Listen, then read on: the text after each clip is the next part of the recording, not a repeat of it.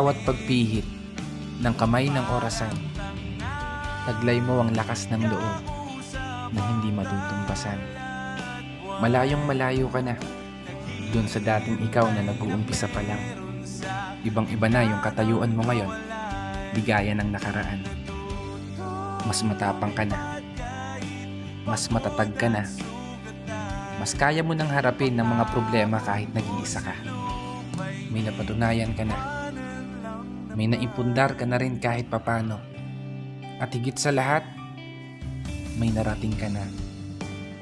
Malayo pa, pero malayo ka na. Kaya ituloy mo lang ang paglalakbay hanggang sa marating mo yung dulo.